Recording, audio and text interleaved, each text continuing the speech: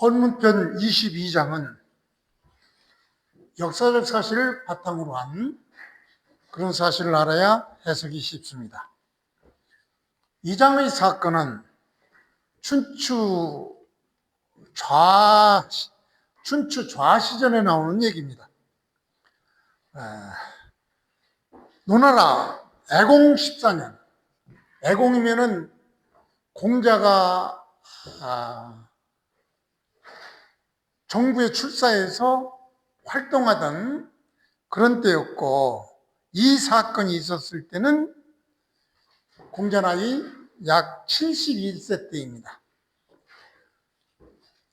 이 춘추 말기 정치 질서 붕괴를 상징하는 아주 결정적인 사건이 바로 이 사건입니다.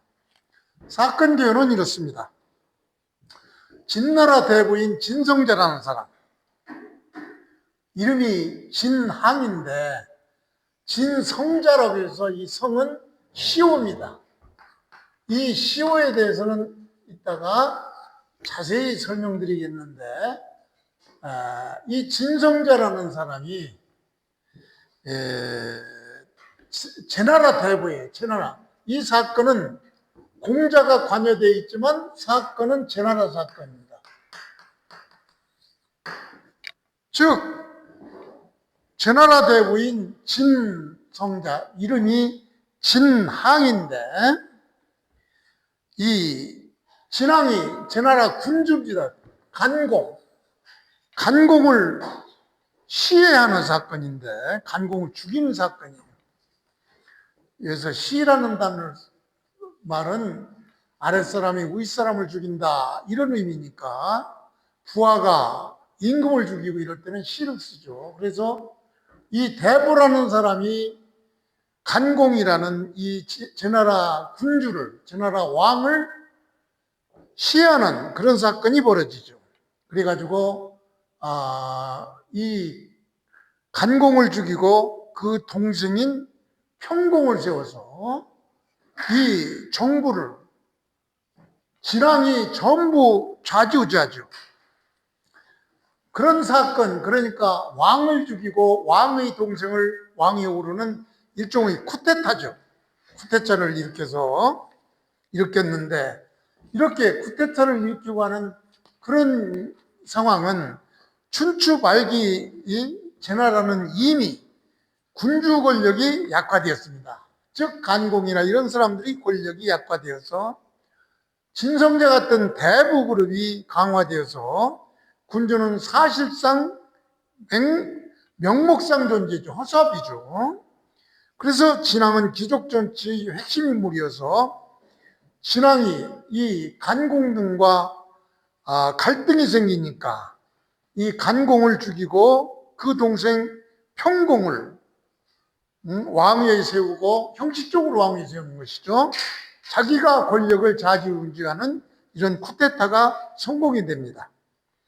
그래서 이 대부라는 사람이 군주를 제어하고 권력을 찬탈하는 이런 사건이어서 공자는 이 제나라지만 공자는 노나라에서 왜? 노나라에서 이것을 간섭을 했어요. 왜? 이때는 천자국이 주죠. 천자국에서 제국을 임명하니까 제나라, 노나라 이러한 나라들은 하나의 국가라고는 하지만 주 밑에서 보면은 하나의 신하의 국가들이죠. 그래서 서로 관여할 수 있는 그런 일이 생기게 돼서 이 당시 전쟁이 많았던 거죠. 그래서 이렇게 제나라에서 쿠데타가 일어났다. 그래서 대부가 왕을 죽이고 동생을 왕으로 세웠으니 이걸 놔둬서는 안 된다. 그래서 공자가 조정에 나와가지고 군주에게, 애공에게 군주 신하는, 군주 시해라는 것은, 군주를 죽이는 것은 천하질서를 어그러뜨린다. 다시 말해서 주나라, 천자국 주나라의 질서를 붕괴하는 그런 제후국 간의 국제적 정의 문제이니 토벌해야 된다. 이렇게 주장을 한 겁니다.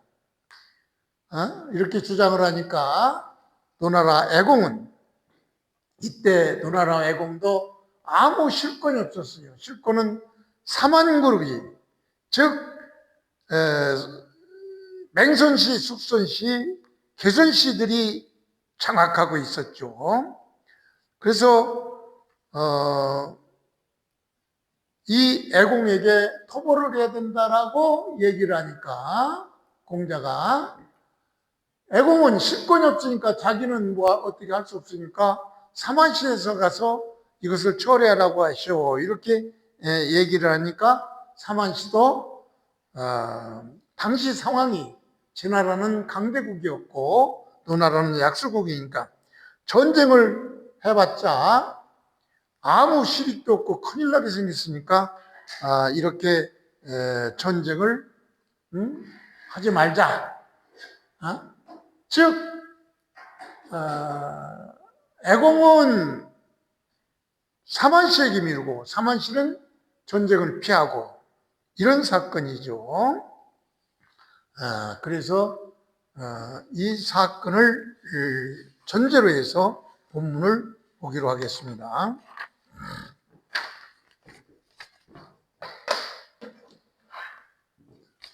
자, 진성자 시간공, 주술목이죠. 주술목. 진성자가 간공을 시했다, 이런 얘기죠. 그러니까 진성자는 제나라 대부로서 진황이죠. 시호가 성인데 이 시호 성에 대해서는 조금 있다가 일단 논어를 공부하는 사람 정도면은 이 시호에 대해서도 좀 알아야 됩니다. 그러니까 자세히 설명드리기로 하고, 그래서 진성자라는 대부가 이 제나라 당시의 왕이 누구냐? 간공이에요. 간공과 어떤 갈등이 생기니까 간공을 시했어요. 시는 아랫사람이 윗사람을 죽이는 거, 신하가 왕을 죽이는 거, 이걸 시라고 그러죠. 일반적으로 사람을 죽인다 할 때는 살이라고 하죠. 살. 이런 표현을 쓸 때 아랫사람이 윗사람을 죽일 때는 시를 써요.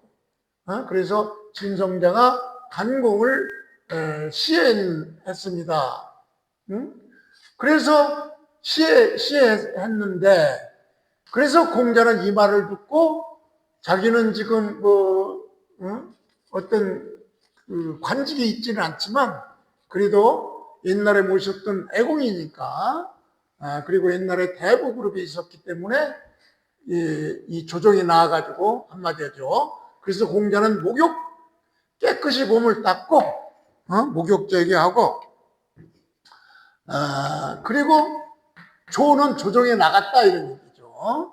그러니까 진성자가 간공을 시했다는 말을 듣고 공자는 목욕제기하고 이 조정에 나가서 고하기를, 누구에게? 애공에게, 옛날에 모셨던 애공에게 고하기를 뭐라고 했느냐 말을, 진왕이 바로 진성자죠. 진왕이 시기군, 그의 임금을 죽였습니다. 그러니 청토지하세요. 이게 청하다는 무엇을 요구하다, 이런 게 토벌을 하세요. 이렇게 누구를? 지는 바로 이 진성자죠. 진성자를 가서 토벌하시오. 이렇게 사실상 안 될 일이지만, 안 되는 일이지만 그래도 공자는 일단 보고를 한 것이죠. 이렇게 보고를 하니까 애공은 뭐라고 했느냐? 고부 삼자. 고하라, 알려라. 누구에게? 저 삼자에게. 당시 실권을 쥐고 있던 삼한씨, 숙선씨, 개선씨, 맹선씨에게 가서 고하라라고 그 애공이 말했죠. 그러니까 공자는 말하기를, 이 오종 대부지후, 나는 대보지후, 대보의 말석에 봉사했던 그런 연유로, 그런 이유 때문에 불감고지야. 감히 고하지 않을 수 없어. 반드시 고했다 이런 얘기죠. 감히 고했다. 바로 이 얘기를, 즉 애공하게 했던 말을. 무슨 얘기냐? 구체적으로는 진성자가 간공을 죽였으니 제 나라에서 일이지만 이건 천자국 주나라를 생각할 때는 이건 있어서는 안 될 일이니까 너 나라에서 가서 진성자를 토벌하시오. 이런 얘기죠. 그런 얘기를 고하지 않을 수 없었다. 이런 얘기죠. 그러자 군활, 고, 부, 삼자.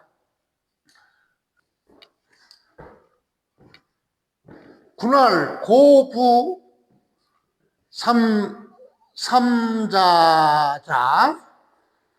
즉 임금이 이렇게 얘기를 하니까 감히 보고를 안 할 수 없어 말을 하니까 애공, 임금은 말하기를 고부 삼자자, 이 실권자인 삼자자들에게 말하라고 하더라 이런 얘기죠.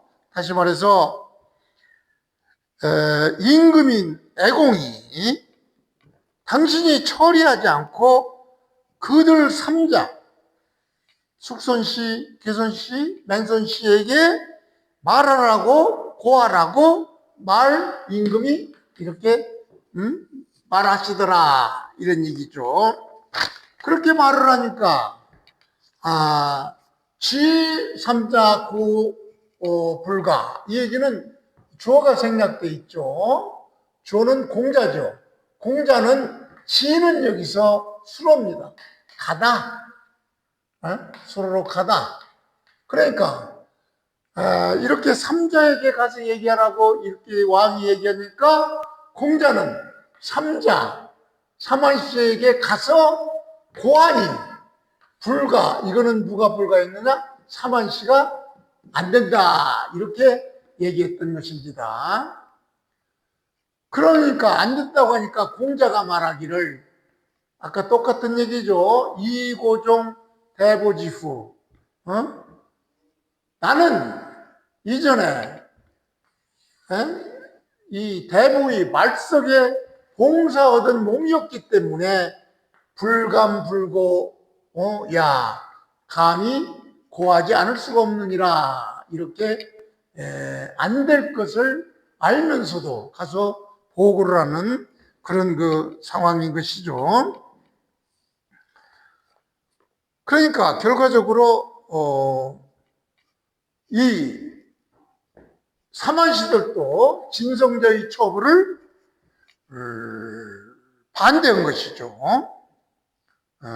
이렇게 반대한 내용을 이제 공자가 얘기를 한 것이죠.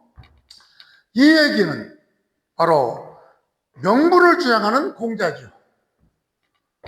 뻔히 안 될 줄을 알죠, 공자가. 왜? 노나라가 제 나라보다 약소국이니까 가서 이 실권자인 진성자를 어떻게 토벌한다고 전쟁을 일으키면 질 것이 뻔한데, 그러면은 노나라는 쑥대밭이 되는데 전쟁할 리가 없죠. 뻔히 안 될 것을 알면서도 공자는 이것을 보고는 해야 되는, 목욕제계하고 조정에 나가서 이것을 보고하는, 이거는 바로 이러한 것이 바로 군자의 자세다 이렇게 본 것이죠. 그러니까 공자는 결과보다 책임 있는 발언이 중요하다 이렇게 봤던 것이죠. 이 장의 철학적 의미는 충호의 진정한 의미는 맹목적 복종이 아니라 도리에 따라 직언을 하는 것이죠. 이렇게 안 되지만 직언을 하죠. 그래서 충이라는 것은 바로 진실과 간언을 합친 이런 것이 충이라고 봤죠. 현대적 의미로 보면은 이 구절은 오늘날에도 상사에게 아첨하고 잘못을 보고도 침묵하면 안 되고 조직을 위해서 진실을 말해야 된다. 즉 참된 충성은 거짓 없이, 그리고 필요하면 거슬러서라도 바로 잡아야 된다. 이런 얘기죠. 자, 여기서 우리는 진성자 할 때 성, 이것이 시호라고 그랬죠. 그래서 이 성에 대한 시호에 대해서 설명을 해드리겠습니다. 춘추시대 시호는 여러 가지가 있지만 대표적으로 문무성 이런 시호죠. 이 시호는 어떻게 붙여주냐? 사람이 죽은 뒤 그 생존의 행적과 덕행을 평가해서 붙이는 이름이 바로 문무성이라는 시호입니다. 그래서 문은 주로 덕이 있고 예약과 문화를 밝힌 군주나 신하에게 붙여주는 것이 바로 문이에요. 대표적인 사람이 주문왕이죠. 자, 여기서 주문왕, 주무왕, 주성왕 세 사람의 시호에 대해서 설명을 했는데, 이 세 사람의 관계에 대해서 이미 알지만 다시 한번 설명드리면은, 주문왕은, 이 주문왕은 은나라 시대의 제후국, 은나라 제후국인 주나라에서의 왕이에요. 주문왕은. 그래서 이 주문왕이 다음 무왕이 주나라를 완전히 건국할 때 이 기초를 닦은 사람이 문왕이죠. 그래가지고 무왕이 완전히 주나라의 이제 제후국이 아니라 천자국이 제후국을 만들죠. 그런데 무왕의 아들인 성왕은, 무왕이 전쟁통에 다쳤는지 일찍 죽죠. 그래가지고 성왕은 무왕의 동생인 주공단이 이 자기 아들, 무왕의 아들인 성왕을 보필하죠. 속정을 하죠. 이런 관계를 알고 이 문왕과 무왕과 성왕의 시호에 대해서 설명을 드리겠습니다. 그래서 주문왕, 이때 주문왕은 바로 은나라 시대의 제후국에서의 그 문왕입니다.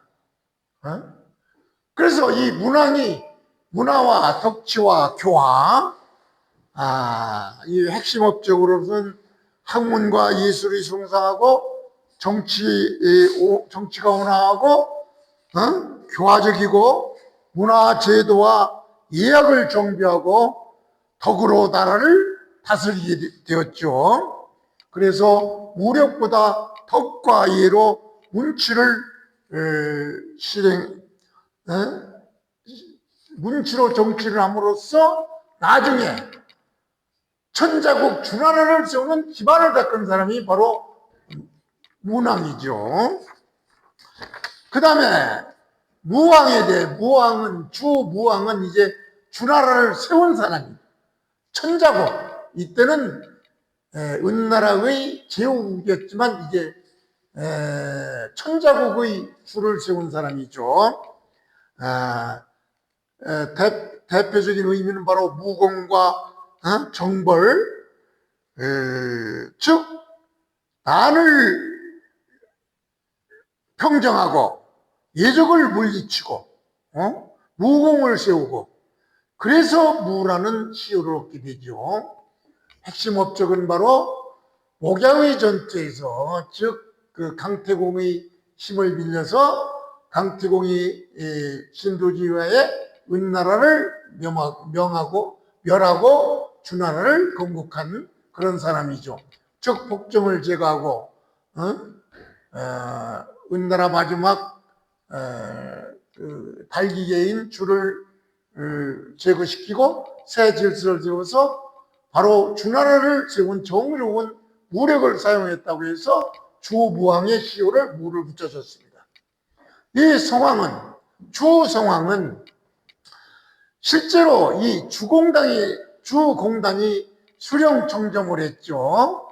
그래서 모든 왕도와 제도를 정비하고 국가 체제를 완성한 실질적인 사람은 주공단이지만, 주공단을 섭정한 사람이 성왕이기 때문에 이 사실 성왕이라는 이런 시호를 붙여준 것은 전부 자기의 작은 아버지 무왕의 동생인 주공단덕일 것입니다.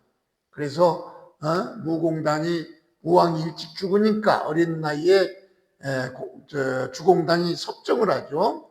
그래서 주공단이 안정적으로 주공왕국을 완성시키고, 성왕이 나이가 들으니까 아무 권력에 대한 욕심을 접고 섭정을 끝냈던 것입니다. 그래서 문무성의 시호는 대충 이런 정도로 이해를 해주시면 좋겠습니다.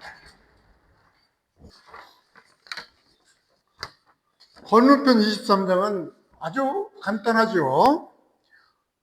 문장은 아주 짧지만 군주를 섬기는 그런 핵심 태도, 이걸 압축적으로 규정한 장이 바로 헌물편 23장입니다.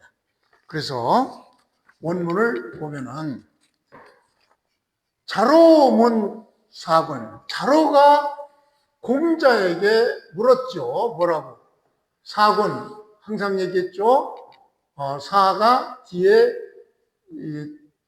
임금이나 형이나 부모가 올 때는 모신다, 섬긴다 이런 얘기죠.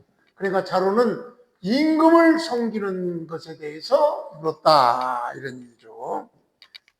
임금을 섬기는 도리가 무엇입니까? 이렇게 말하니까 공자는 한마디로 물기야, 이 범지, 아주 간단하죠. 강력한 금지죠. 뭐 하지 마라. 기는 속이다 이런 얘기죠. 속일 기죠. 속이지 마라. 임금을 섬기는 방법으로 임금을 속이지 마라 이 소리죠. 그리고 범지하라, 요 얘기가 아주 중요합니다. 지는 이 임금이죠. 임금을 범하지 말아라 이런 얘기인데, 이때 범은 아주 중요한 의미를 가지고 있죠. 거스리다 이런 얘기인데, 직언하여 간하다 이런 얘기예요. 범은 직언하여 간하다, 직언해서 간하다, 직언해서 잘못된 일을 얘기하다 뭐 이런 얘기죠. 그러니까 여기서 지가 군주를 갔죠. 군주에게 직언을 해서 아주 잘못된 얘기를 직언할 때는 임금한테 이게 직언하는데 보통 용기가 있어야 되는 게 아니죠. 그래도 직언해서 가내라 이런 얘기죠. 그러니까 이 범지라는 그 실제적인 의미는 바로 단순한 간언이 아니에요. 군주의 뜻을 거슬러서라도 뜻을 전하라 이런 얘기죠. 군주가 잘못된 점이 이런 게 있으니까 군주가 기분 나쁘거나 이렇더라도 군주에게 이렇게 군주의 그 기분을 거슬러서라도 말하라 이런 얘기예요. 자, 물기 핵심 단어니까 물기는 바로 속이지 마라 이런 얘기인데, 이 얘기는 바로 아첨하지 마라. 아첨하려면 속여야 되겠죠. 아첨하지 말아라. 거짓으로 맞추지 말아라. 진실을 숨기지 말라. 그러니까 성실하게 해라. 이런 의미를 가지고 있죠. 이 범지는 또 신범하다, 거스르다 이런 의미인데, 군주가 잘못하면은 말해야 된다. 심지어 군주 심사를 거슬러서라도 바로잡아야 한다 이런 얘기, 직언한다 이런 얘기죠.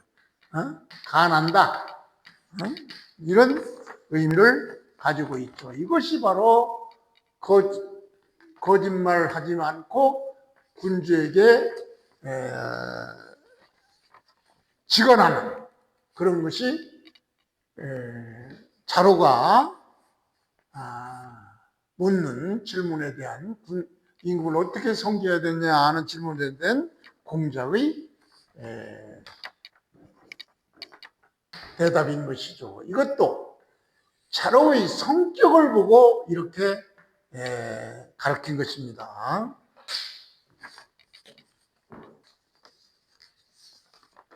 헌편 24장도 간단하죠. 군자와 소인의 방향성의 차이입니다. 위로 올라가느냐 내려오느냐 이 방향성의 차이를 본질적으로 드러난 장이죠. 즉 군자는 배워서 도를 깨닫고 또 도를 실천해서 덕을 세워야 되는 사람이죠.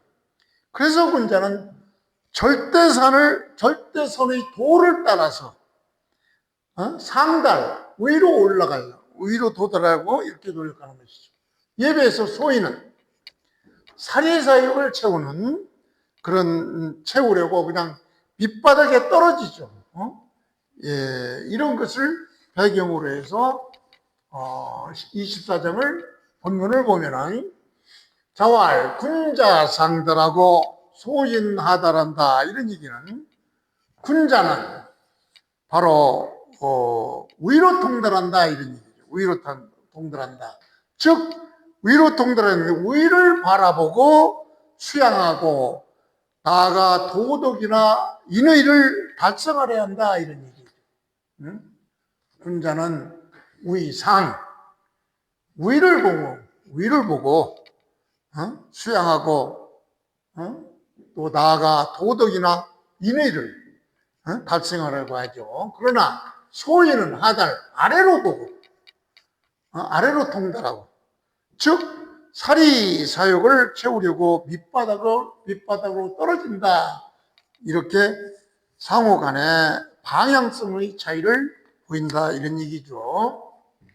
여기서 군자는 도덕적 인간을, 소인은 이익중심 인간을 얘기하는 것이죠. 이 달은 바로 통달하다, 지향하다 이런 의미를 가지고 있죠.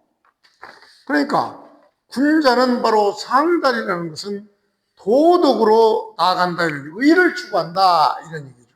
천리에 가까운다. 방향을 위로 보고 가치나 도덕이나 이상을 위로 본다. 하다라는 소인은 이익으로 나가죠. 욕망에 집착해서 현실적 계산에 치중하게 되죠. 방향을 아래로 보고 욕망이나 이익이나 현실을 향하는 것이죠. 그래서 여기서 철학적으로 보면은 인간의 방향성의 부분이죠. 군자는 인간을 능력이 아니라 공자는 인간을 능력이 아니라 어디로 향하는가를 구분하는 것이죠. 그래서 주자도 상달은 바로 천리로 나아가는 거, 하늘의 이치로 나아가는 거, 하달은 인욕에 빠지는 거, 이렇게 주자는 해석을 했죠. 즉 군자는 이치를 향하고 소인은 욕망에 머문다.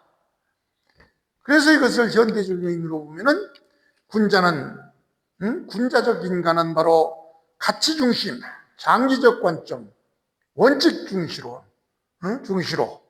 소인형 인간은 바로 이익 중심, 단기적 계산, 상황에 따라 움직이죠.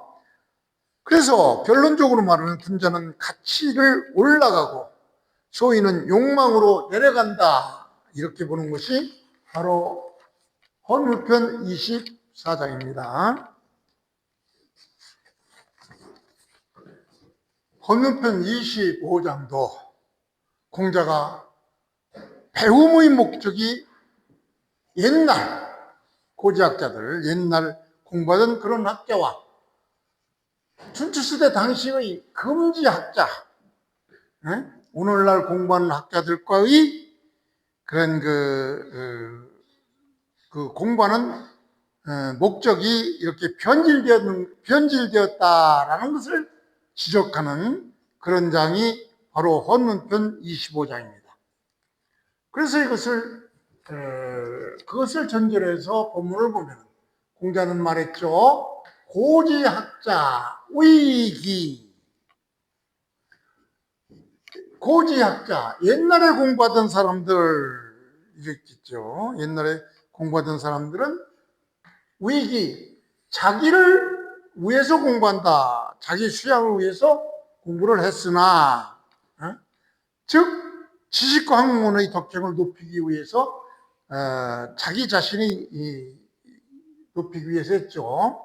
그런데 금지학자, 요즘 공부하는 사람들은, 그러니까 공자시대죠. 춘추시대의 공부하는 그런 사람들은 보이기, 남에게 보이기 위해서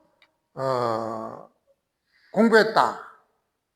남에게 보이고 자기를 팔기 위해서 공부를 한다. 즉 남에게 잘 보이고 등용되기 위해서 공부했다, 학문했다, 이런 얘기죠. 그래서 이것을 기초로 해서 조금 더 깊이 들어가 보면은 여기서 춘추시대, 공자시대의 고지학자, 이 고지학자는 구체적으로 서주 초기죠. 춘추전국의 동주니까 서주 초기, 이때는 이상적 주나라 질서에서 얘기죠. 그러니까 서주 그 이전의 사람들, 옛날 사람들은 바로 요, 순, 탕, 무탕무, 문무, 주공시대, 여기까지를 공자는 고지학자로 봤어요. 그래서 이 사람들은 어떻게 공부를 했느냐? 즉, 요, 순, 무, 탕, 문무왕, 주공단, 이런 사람들의 공부는 바로 자기 수양으로 해서 공부했어요. 위기. 자기 수양을 위해서 공부를 했죠.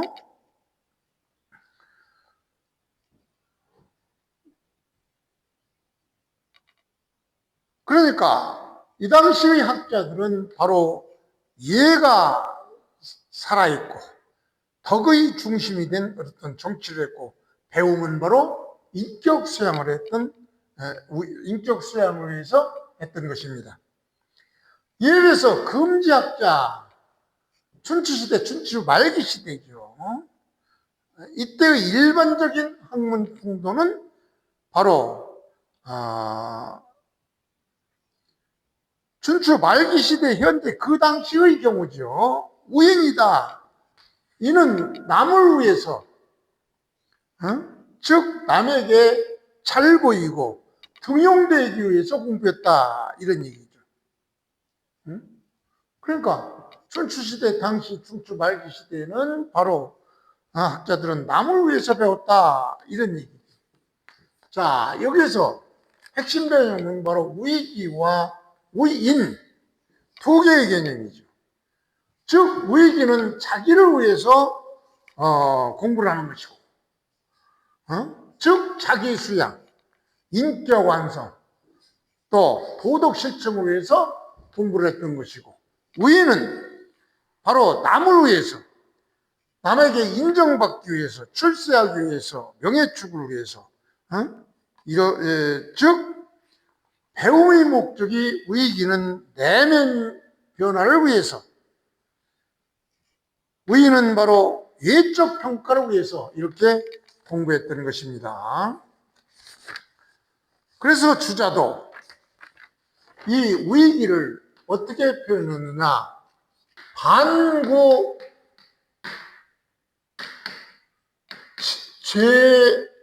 제기라고 봤어요.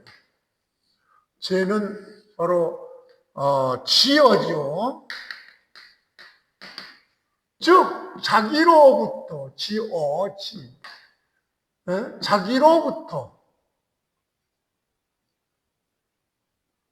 자기로부터 반구한다. 반구는 어떤 일의 원인 따위를 자기에서 찾는다 이런 얘기죠. 우익이라는 것은 모든 모든 것을 자기에서 찾는 거. 주자는 이렇게 해석을 했죠. 그래서 우익은 또 뭐라고 했느냐? 구, 인, 쥐, 어에 어떤 일의 원인 따위를 밖에서 인정받기 위해서 밖으로부터 사람들이 알기를 구하는 것, 이것이 바로 우행이라고 봤어요. 밖에서 인정을 구하는 것, 밖으로부터 사람들이 알기, 인정을 구하는 것, 이것을 주자는 우인을 그렇게 해석했던 것입니다. 그래서 이걸 현대적으로 보면은 바로 위기형 공부는 자기 성장을 위해서 이해 중심으로, 반면에 무인형 공부는 시험 점수를 위해서 공부하는 것이죠. 타인의 평가를 위해서. 그래서 배움은 남에게 보이기 위한 것이 아니라 자신을 완성하기 위한 것이다. 이것을 강조하기 위해서 헌문편 25장을 이렇게 주장하는 것입니다.